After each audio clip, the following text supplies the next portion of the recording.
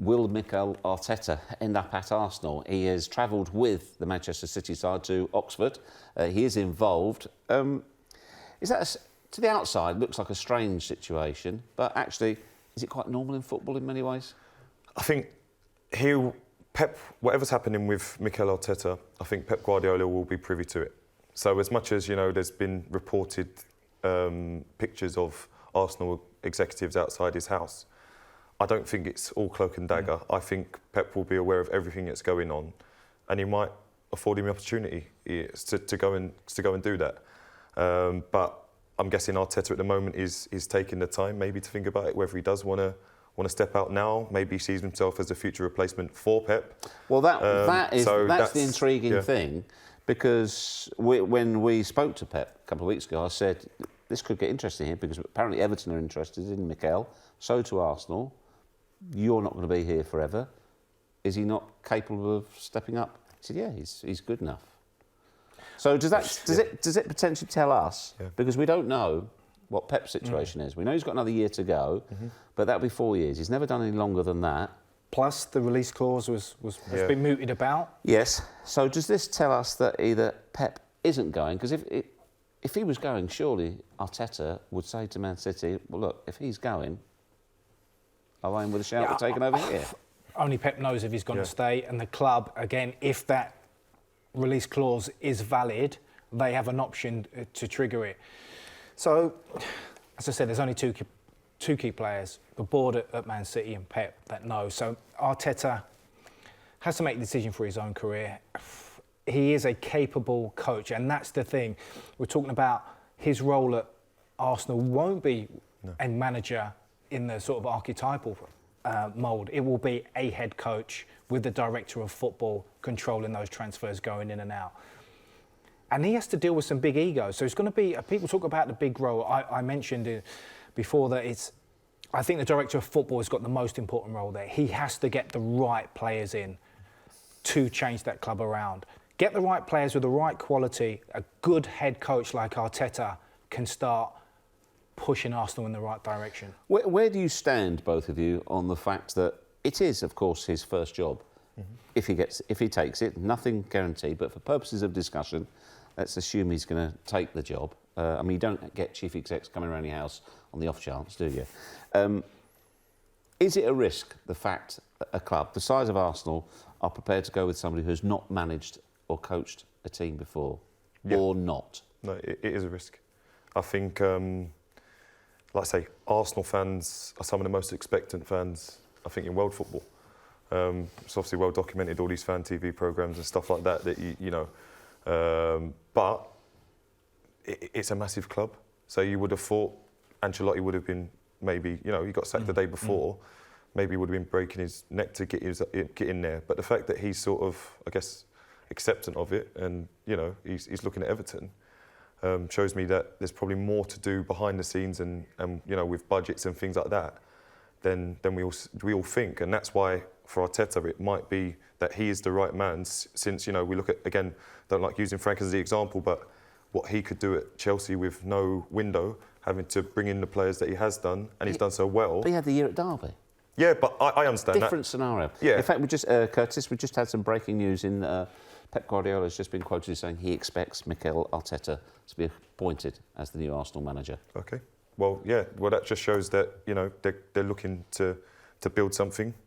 He's, like I say, he's young, he's going to be progressive, he's going to have his own ideas, but it's just how long Arsenal fans will be patient with that and give him the time to do it, because it's not going to happen this season, and it's going to be interesting to see what happens next season if he has a window to spend and what they give him. I mean, you mentioned Frank Lampard there. Frank Lampard, all-time leading scorer for Chelsea. I don't think you could say that Mikel Arteta is an Arsenal legend by any stretch of the imagination. He had a terrific footballing career, and he's widely respected and admired, but I don't think it's the same. He's not held in the same esteem as Lampard is by the Chelsea. Well, then you'd look at, if that was the case, then it would be a Vieira type. Yeah. That would be the manager, and obviously he's got managerial experience. But what I think they're looking at is the new, younger, dynamic managers. The Pochettinos, the Klopps, the Peps, the different philosophies. And if Arteta who's a very intelligent man by all accounts, has learnt from Pep, that is a coup. That is a coup, because he's going to implement those coaching techniques. I think, as Curtis says, the Arsenal fans are very, very expectant. They want to see a brand of football. And if he's learnt that from Pep and he implements that at Arsenal, he's going to win a lot more fans. But will that tell Arsenal fans, or will it tell the wider audience, how much of that football that Manchester City play is down to Arteta or down to Pep? And also, is it wrong to expect Arsenal all of a sudden to play in the same style as Manchester City? Listen, it's impossible. You don't have the same players. No. You look at Manchester City's squad, it's ridiculous. That people that don't get on their bench would get in every other team in the Premier League. So to compare squads, no. But in terms of, when we think about Arsenal, the longevity of their managers when they've been successful, they had George Graham before. He was highly successful at the club. They had Arsene Wenger, obviously 20 years, done really well with the club. And maybe they're looking at something now that they believe can be that next project. When Arsene Wenger went in there, I know it's a long time ago, but no one knew what he was going to bring. And maybe now with Arteta, and maybe now with Arteta, they're looking at, can he be that next one that stays for 10, 15 years and tries to build the club back to where they want to be and where they expect to be, challenging in for that top spot. Did Arsenal make a mistake in sacking Emery without a replacement lined up? I'd say yes, because most teams or boards do. If they're going to make that bold decision, they pretty much have their shortlist in mind, if they haven't already tapped someone up. But I think by the looks of it, he was lined up. Because he is in the same place. He'd interviewed previously. It was only a last minute, as we understand it, change of horse that they went for Emery and not Arteta. And that's what I'm saying. So they must have sort of thought, well, we made a mistake. He's automatically going to be our first choice. And obviously he wanted the job before. So they probably thought, even though, unfortunately for him, he was knocked back, they thought he'd come knocking again. I'll tell you what, if he does take the job, and it looks like he's going to, I would pay really good money, I'm sure most media outlets would, if you could get a transcript of Arteta's thoughts as he's sat there watching Manchester City just romp past Arsenal at the weekend. I mean, what's he thinking? He's probably thinking, I'll have this job in about 72 hours. Or is he thinking, I'm not sure if I want this? Again, same question. First thing in his intro, what's the first thing that Mikel Arteta should change at Arsenal? Nothing personal, Mesut Ozil.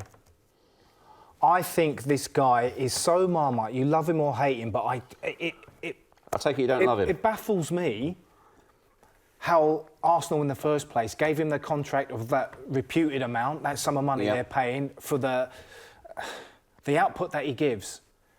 You're looking at your poster boy to deliver week in and week out, and he doesn't. Now, that's not his fault, because Emery, whatever remit he got, 1 minute he's not travelling, the next minute he's the captain. He really messed him about, and I don't see any improvement. Yes, I think he got a man of the match the other week, but I watched him this weekend, and he was abject, and I just think you're paying an even the way he came money. off was questioned. I mean...